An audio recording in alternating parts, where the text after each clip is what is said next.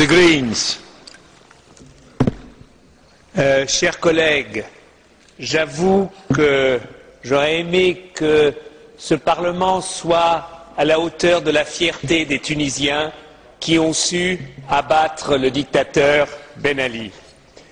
Chers collègues, le dictateur est tombé, mais la dictature, la structure de la dictature existe toujours en Tunisie. Et aujourd'hui, il faut faire très attention. Des gouvernements européens, la majorité de ce Parlement ont pendant des années soutenu la structure de la dictature et le dictateur tunisien. Encore la semaine dernière, la majorité des groupes refusaient un débat sur la Tunisie et refusaient une condamnation de Ben Ali. Ce qu'a fait la ministre des Affaires étrangères française, la ministre des Affaires étrangères, n'est que le dernier exemple de la complicité de l'Occident. Et pourquoi ?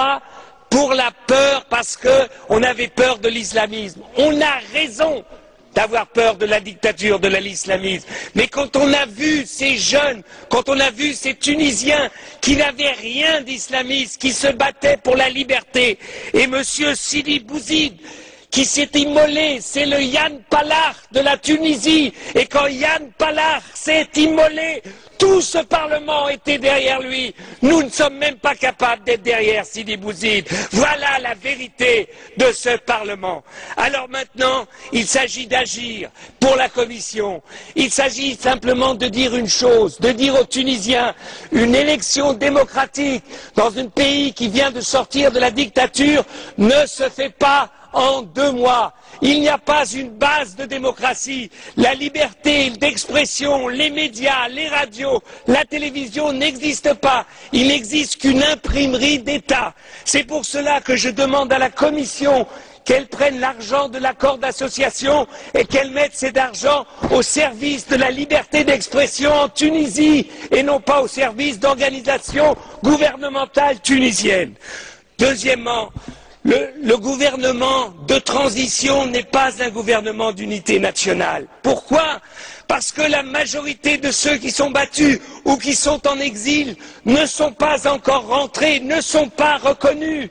Donc il faudra du temps pour que des forces démocratiques, non pas des forces qui avaient été reconnues entre guillemets par Ben Ali, mais des forces réellement démocratiques puissent se développer. L'Union européenne doit démontrer que pour nous, ce qu'il se passe en Tunisie, c'est la clé de la compréhension et de l'espoir pour tous les pays arabes. Tous les pays arabes, tous les pays arabes, tous les pays arabes. Démocratie et islam veulent aller de pair. Et si nous sommes capables de soutenir la démocratie tunisienne en train de naître, eh ben nous verrons qu'en Égypte, en Jordanie, en Syrie et partout, le peuple et les peuples vont s'élever contre leurs dictateurs.